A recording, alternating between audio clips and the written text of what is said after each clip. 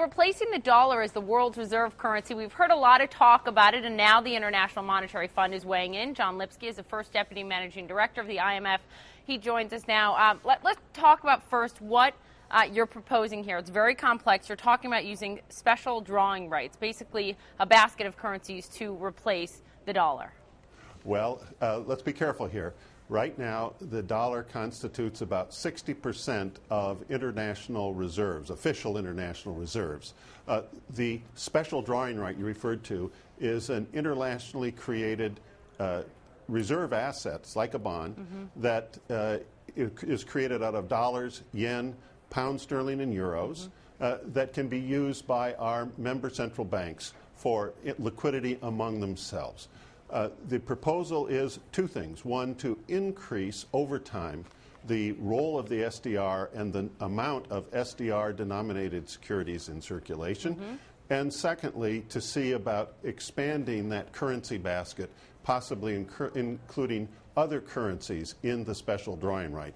It's not, the idea is not to replace the dollar. The dollar is going to be the dominant currency for some time to come. But increasing the control and stability of the international monetary system. Any chance in your mind that the dollar would be replaced? It may just be a little less significant when you look at the global scale. Well, the dollar's relative share of official international reserves has declined over the last decade from about 70% to 60%. There's no reason to think that there's anything precipitous is going to occur anytime soon. The dollar is the currency of the largest single economy in the world. It's the most used in international trade. It will continue to have overwhelming importance. France's President Nicolas Sarkozy has been calling for China's yuan to be included in the SDR as not only the importance of China and its economy grows, but also as a way to get China to float its currency a bit more freely. Well, actually, when Premier Hu Jintao visited President Obama here in Washington recently, they too agreed to facilitate over time the possible inclusion of the Chinese currency in the SDR basket. Again, for the reasons you suggest.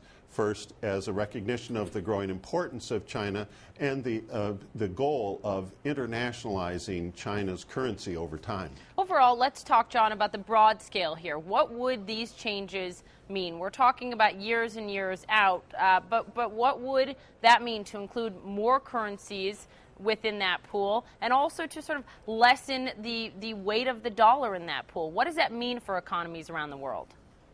Well, it would be more a reflection of the changes already occurring in the world economy rather than a driver of those changes, and be symbolic of a more globally balanced international system. The broad goal is a more collaborative, more cooperative approach to economic and financial policy setting to reduce the threat of international imbalances growing again like they did prior to the crisis and helping to precipitate the crisis.